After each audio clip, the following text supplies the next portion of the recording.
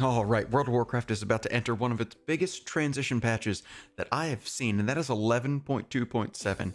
That comes with early access to housing, new player experiences. I know, calm down, calm down. We get another Turbulent Timeways event, which actually will cover a lengthy chunk of dungeons, and everything else that will get you ready for midnight. We're going to kick it off with the War Within continuing, but kind of transitioning us into midnight with visions of a shadowed sun. That is the next chapter that will give us Varisa's visions of, what's to come, her chilling prophecy, some may say, and that might lead us up to the fall of Quel'Thalas, and that could be closer than anyone thinks. But be sure to play that new story chapter that's coming out in 11.2.7. The long-awaited WoW housing is finally here, whether you are a veteran to the world, a returning player, or just brand new coming in to check out World of Warcraft housing.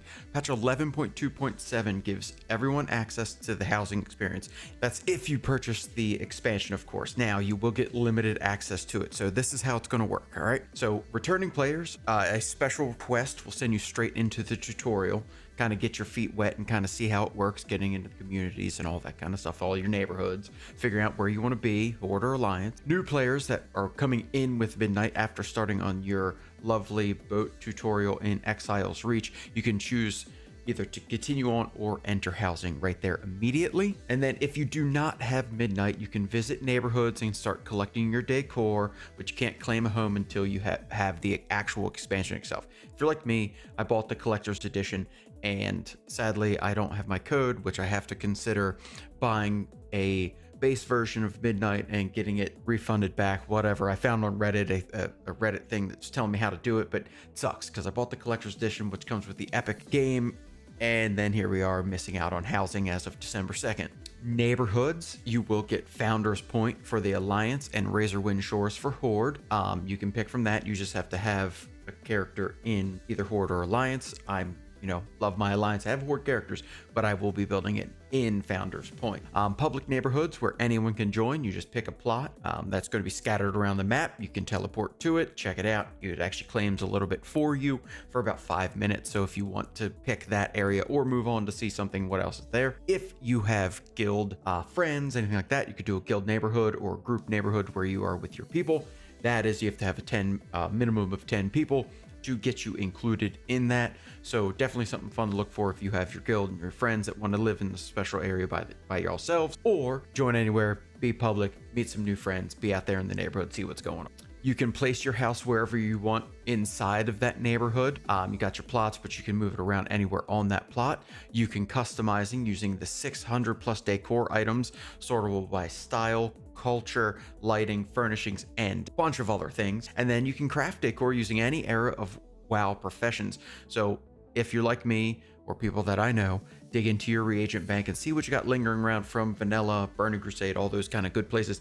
See if you can start building some Décor from all over the World of Warcraft. There is a new player experience update. Exile's Reach now will flow seamlessly into Dragonflight, giving new players a full leveling journey from 1 to 70 that covers the entire story of Dragonflight and the raids. So if you don't want to miss out on any of that, or you did leveling through Dragonflight and you might have skipped out on something, go back, check it out now, see what those raids are all about, get the story, and that's going to be your easiest transition into Midnight. And if you are an existing player, you can still choose from your favorite expansion to level up using Chromie time still. So that is still there, an option for anybody that liked going to Chromie, visiting Wrath of the Lich King, going back to Shadowlands, doing anything of those sorts. So definitely get out there, level a little bit easier, and have some fun doing. And if you have not been in the World of Warcraft for a while, Blizzard's going to make sure that you're not feeling lost once you log back in, since Midnight's going to grab a lot of people back into it.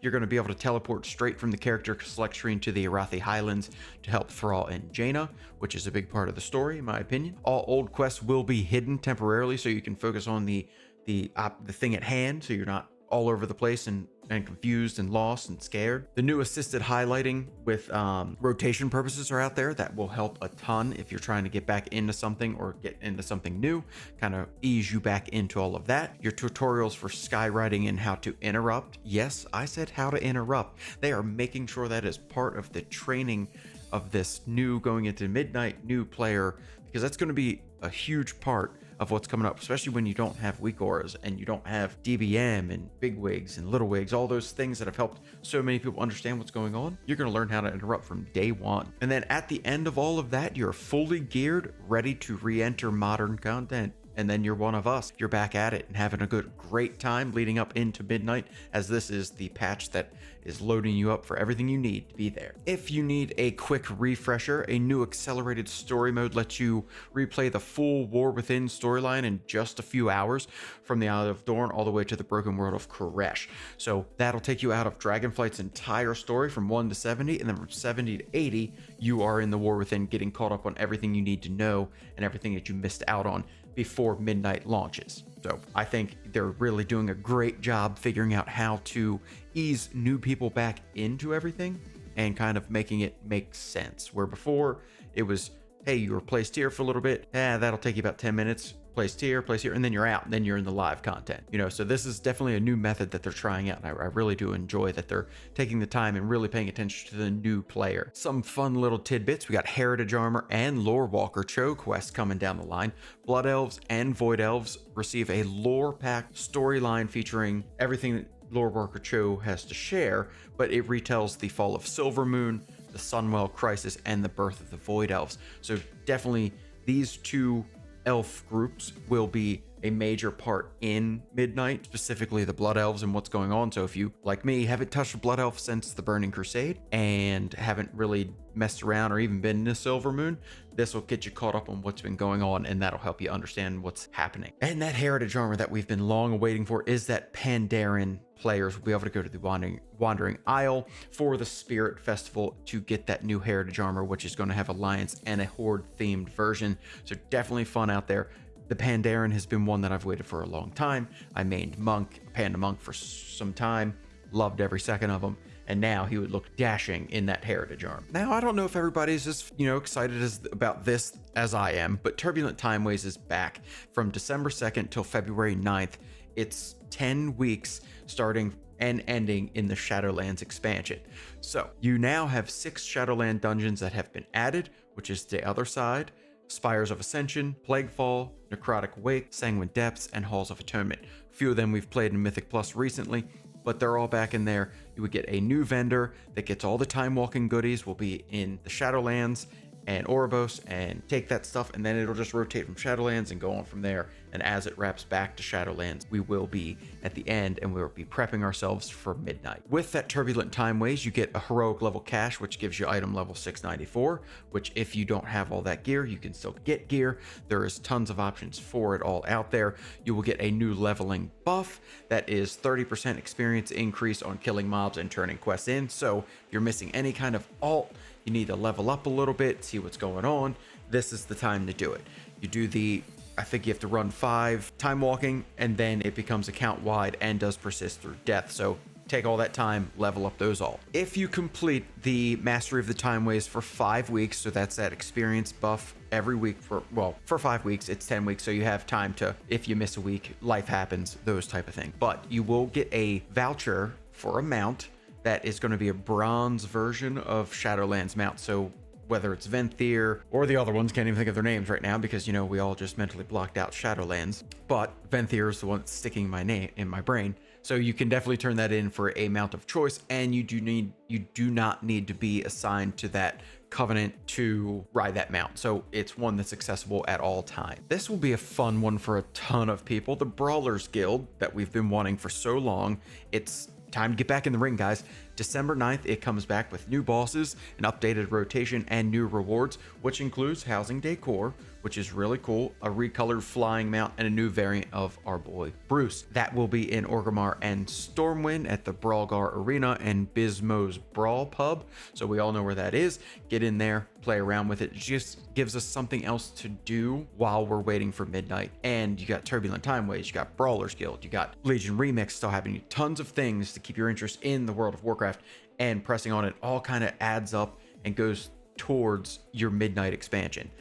Everything you do now will make you better off going into that expansion. So take your time, we got it, get out there and play. Now, just a handful of quality of life and gameplay improvements that we've all been kind of waiting for and hearing about that are coming in 11.2.7. Legacy currencies are now going to be shareable across your warband. So things that, you may have had and you'd add together to get something you want, they are now available to be shifted around. Legion Remix is being slightly improved with visual clarity updates. Right now, I have just recently got back into Legion Remix. At first I hated it, but then I found what you're truly supposed to be doing in it, and it makes it really fun. So use that to level up a character, get some cool transmogs, mounts, and pets that are only Legion Remix applicable. And then we move on to skywriting changes. We've heard that big changes are coming in that. 6 charges on most abilities. Biggest one here, no more vigor. Those little blue bubbles that we're always trying to fill up and wait as we're just gliding through the sky. And if you run out, you just swoop onto a cliff and wait. And to save that, with that no vigor going away, takeoff is now free. Things have charges. We're just going to be zipping through the skies. So they're even making skywriting better. Things that we've been waiting for. To top onto that, we got UI updates, which is the press and hold support single button assistant. We've talked about strafing. I hold down my right mouse click to make sure I go side to side, but now A and D, that is the default. Now I'm going to train this finger to not touch my mouse as much as it needs to, because I can use it for other things. Improved tutorial systems, as we talked about before. Catch-up experience available after 60 days offline. So if you're going to start coming back, you'll get that catch-up experience. You get an improved item comparison UI, which we've always tried to shift, hold it, and see what's better. This is going to be slightly improved, so something to look forward to if you're trying to really decide between that piece of gear. They have updated cursor arts for a handful of more things, and there's a PvP group finder hotkey is changed to Shift N. Don't even know what it was before that, but it was in this release of news stuff. So I don't know if you knew what it was. PvP people, love it. It's now a Shift N. All right, and that is everything that is coming in 11.2.7, and it sets the stage for the Midnight expansion with new housing, revamped onboarding, a massive time walking event that we get to be turbulent in, returning features, and the next chapter of the War Within story. Guys, Azeroth is changing and darkness is on the horizon. So definitely get out there, be ready for Midnight, and hopefully everybody enjoys that housing that's coming out on December 2nd. I'll catch you next time. See ya.